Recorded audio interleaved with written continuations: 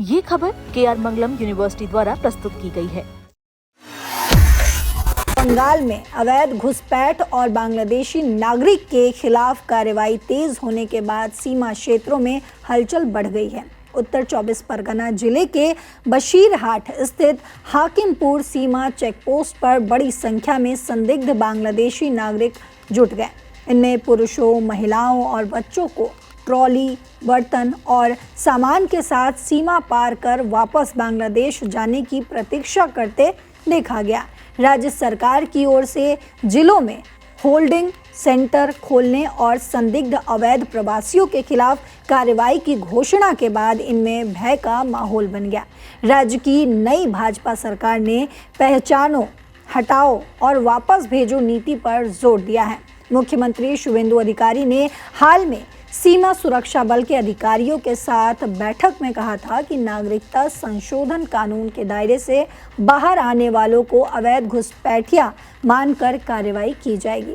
Sir, आपसे to the point सवाल समझना चाहूंगी, क्या है वो तैयारी? आखिर किस तरीके से घुसपैठियों को बाहर निकालने की तैयारी की जा रही है शुवेंदु सरकार की तरफ से?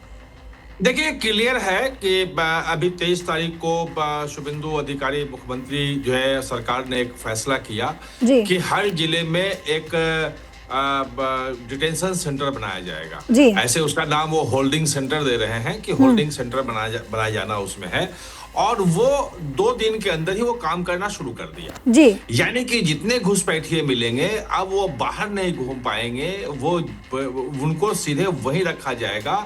और मुर्शिदाबाद में कल जो पहला शुरू हुआ होल्डिंग सेंटर कहें, डिटेंशन सेंटर कहें, उसमें 3 लोगों को रख भी दिया गया और उसमें क्लियर किया गया है कि 3 तरह के लोग रखे जाएंगे उसमें। एक तो जो पकड़े जाएंगे बांग्लादेशी घुसपैठिए अवैध, दूसरा कि जो जेलों में अवैध घुसपैठिए जो बांग्लादेशी हैं उनको भी उसी होल्डिंग सेंटर में रखा जाएगा, और तीसरा जो कि जेल की सजा, अपराध में किसी रूप में जेल की सजा काट चुके हैं और लीगल प्रक्रिया चल रही है बांग्लादेश भेजने की, वो भी वही रखे जाएंगे।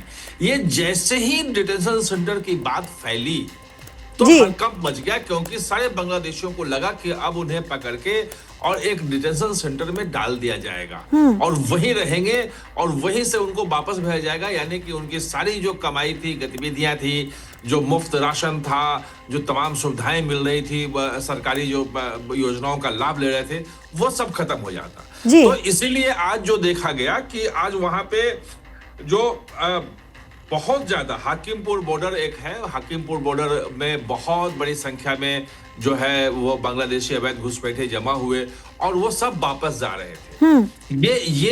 ये पूरा मामला है। और अगर आप देखें तो सरकार जो जब से आई है तो अवैध घुसपैठियों के खिलाफ पूरा का पूरा एक अभियान चल रहा है। और अमित शाह भी जो है वो उन्होंने कहा है कि भाई हम अवैध घुसपैठ को रोकेंगे। आज सीमा पे भी आज राजस्थान में थे, उसके बाद वो गुजरात जाएंगे, 5 जून को वो वहाँ त्रिपुरा में होंगे और 15 जून के आसपास पश्चिम बंगाल के जो सीमावर्ती क्षेत्र है उसका दौरा करेंगे। और सीमा को बिल्कुल बाड़ लगाने के लिए वो जो जमीन ट्रांसफर करना था वो जमीन ट्रांसफर हो गया है। स्मार्ट फेंसिंग के लिए सब काम शुरू हो गया है। जाहिर है बांग्लादेशी जो घुसपैठिए अवैध है उनमें हड़कंप है, और वो हड़कंप सीमा पर जो भाग रहे हैं बांग्लादेशी घुसपैठिए उनकी संख्या के रूप में, बड़ी संख्या के रूप में देखा जा सकता है। जी बिल्कुल। सर, अभी हमने बीते दिनों देखा कि किस तरीके से बांग्लादेश और भारत के बीच जो है वो तनातनी भी रही। तो इस एक्शन से भारत ये जो कदम उठा रहा है, अभी हाल ही में जो है शुवेंदु अधिकारी की सरकार बनी है बंगाल में, और हाल ही में अगर इस तरीके से तुरंत सरकार बनती है और ये बड़ा एक्शन लिया जाता है तो क्या इस एक्शन से भारत और बांग्लादेश के रिश्तों पर भी असर पड़ेगा?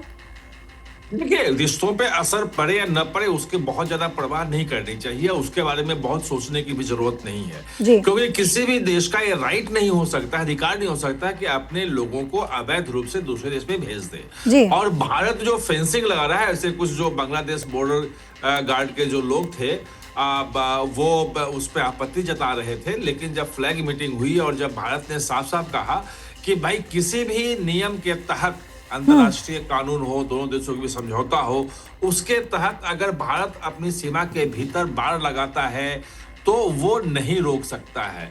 जो बाड़ लगाया जा रहा है वो बांग्लादेश की सीमा में नहीं है, वो भारत की सीमा में बाड़ लगाया जा रहा है, और अवैध घुसपैठ अगर वहां से हो रहा है तो भारत को उसका पूरा हक है कि उसको रोके, और रोकने के लिए जितने जरूरी कदम है वो उठाए, क्योंकि अवैध घुसपैठ किसी देश का अधिकार नहीं हो सकता, वहां के नागरिकों का अधिकार नहीं हो सकता है। तो ये जो बांग्लादेश में निश्चित रूप से जो कट्टरपंथी हैं, खासतौर पे सीमावर्ती इलाकों में जिस ढंग से जमाते इस्लामी की जीत हुई है, 67 सीटें जो जीती हैं वो तमाम जो हैं वो भारत सटी हुई सीमा है उसी के इलाके में उनको सीटें आई हैं बांग्लादेश में। तो वो कट्टरपंथियों की वहां जमात है, वो ये सब चीजें उठाएंगे, कोशिश करें कि बाढ़ न बने, लेकिन अब बाढ़ बनने से कोई रोक नहीं सकता है, क्योंकि कोई भी कानून, अंतर्राष्ट्रीय कानून हो, दो देशों के समझौते हो, वो पाकिस्तान की पूरी सीमा हमने सील कर दी है। बांग्लादेश में भी आसाम की सीमा पे बाढ़ लग चुका है, वो त्रिपुरा की सीमा पे ऐसे ही बाढ़ लगाने का विरोध कर रहे थे, झड़पें भी वहां हुई, लेकिन वहां भी बाढ़ लगाने का काम बहुत तेजी से जारी है और लगभग वहां पूरा हो चुका है। यहाँ भी जो बचा हुआ इलाका है उसमें बाढ़ लगेगा, उसमें संबंधों के खराब होने न होने कोई बात है, बांग्लादेश की तरफ से कोई बयान भी नहीं आ रहा है कि भारत क्यों लगा रहा है। वो जो उनके बॉर्डर गार्ड है वो बीच में आपत्ति करता है, वो कोशिश में है कि वो रुकावटें डाले, वहां के लोग भी चाह रहे हैं कि रुकावट डाले, लेकिन उसमें वो सफलता नहीं मिल सकती है। बाढ़ लगना है तो लगना है। जी सर, तो क्या भारत जो है बांग्लादेश से इस मुद्दे पर बातचीत करेगा? क्या भारत जो है ये जो एक्शन ले रहे हैं शुभेंदु सरकार, क्या बांग्लादेश और भारत की सरकार के बीच इसको लेकर कोई बड़ी बातचीत हो आने वाले समय में हो सकती है? देखिए, अगर बांग्लादेश सरकार चाहे तो बिल्कुल हो सकती है, क्योंकि भारत की तरफ से विदेश मंत्रालय ने भी कह दिया था कि हम जो अवैध घुसपैठी यहाँ पकड़े जा रहे हैं उसकी पहचान जो करनी है वो बांग्लादेश को करनी है, और लगभग 3,000-4,000 घुसपैठियों का डिटेल भेज चुका है बांग्लादेश को, और वो उसकी पहचान ही नहीं कर रहे हैं कि हमारे देश का है या नहीं है। इसका मतलब वो लेना नहीं चाहता है। तो जो उपाय है कि भाई जैसे अभी भारत में कड़ाई हुई तो खुद बांग्लादेशी घुसपैठी जो है वो वापस भाग रहे हैं। तो जो जैसा मैंने बताया कि हाकिमपुरा जो वो है बॉर्डर है उस पे ये देखने को मिला है, तो इस ढंग से जाएगा। जैसे कि उन्होंने मुख्यमंत्री जो आसाम के हैं हिमंत बिस्वा शर्मा, उन्होंने कहा कि हम रात के अंधेरे में उनको बांग्लादेश की तरफ पुश कर देते हैं। वो पुश करने की बात भी है, और दूसरी बात कि यहाँ जो सुविधाएं मिल रही हैं उनको अभी तक, जो गलत तरीके से उनका राशन कार्ड बन जाता था, आधार कार्ड बन जाता था, उनको मुफ्त के राशन भी मिल रहे हैं, उनको घर भी मिल रहा है, उनको सारी सुविधाएं मिल रही हैं, यहाँ कमा रहे हैं। ये जो चीजें थी जैसे छीननी शुरू हो जाएंगी तो कोई भी बांग्लादेशी घुसपैठिया अपने आप चला जाएगा। और बांग्लादेशी और एक पूरा का पूरा सीमा पे दरअसल दिक्कत ये भी है कि एक पूरी अर्थव्यवस्था आर्थिकी खड़ी हो गई है। जो वहां पे अवैध घुसपैठ कराने वाले वहां सीमा पे जो लगे हुए हैं उनकी कमाई होती है, तो वो नहीं चाहते हैं कि रुके। लेकिन चूंकि अब सरकार आ गई है शुभेंदु अधिकारी की, भाजपा की सरकार है, और ये अवैध घुसपैठ को रोकना एक प्रमुख चुनावी मुद्दा था, और उस पे पूरी शिद्दत से काम शुरू हो गया है। डिटेंशन सेंटर वगैरह बन के खड़ा है, तो वो काम होके रहेगा।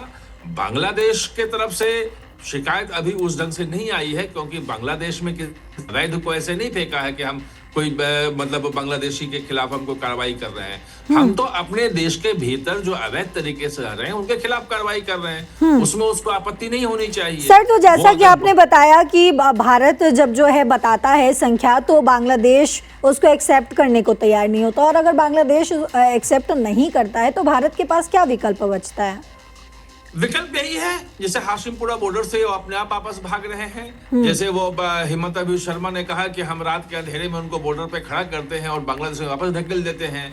वो मतलब यही है कि अगर वो नहीं बांग्लादेश लेता है और वो नहीं जाते हैं तो डिटेंशन सेंटर में पड़े रहेंगे। वहां पे उनको कोई आर्थिक गतिविधि, कहीं उनके बच्चे के पढ़ने लिखने की बाकी चीजें सुविधाएं जो है वो उनको नहीं मिलेगी। वो खाना पीना मिलेगा और डिटेंशन सेंटर है उसी के चारदीवारी के भीतर वो रहेंगे। तो ये कुल मिला के ये है कि जैसे ही आप ये कदम उठाएंगे तो कोई भी अवैध बांग्लादेशी हो या रोहिंग्या हो वो भारत नहीं आएगा। भारत आने का एक लुक्रेटिव बिजनेस भी है जो बॉर्डर के पास है, जो पैसे लेके बॉर्डर पार कराते हैं, और इनके लिए भी फायदा है कि एक बार भारत घुस गए, भारत में अगर रहने लग गए तो वो तमाम चीजें अब आराम से रहते हैं और वो फर्जी आधार कार्ड, फर्जी राशन कार्ड और तमाम चीजें बना करके और जो जन कल्याणकारी योजनाएं भारत सरकार की है, राज्य सरकारों की है, उसका भी लाभ लेते हैं जी। तो ये तो एक था वो इकोसिस्टम जो है वो ध्वस्त हो जाएगा, ये क्लियर है। और इकोसिस्टम एक बार टूट गया उसका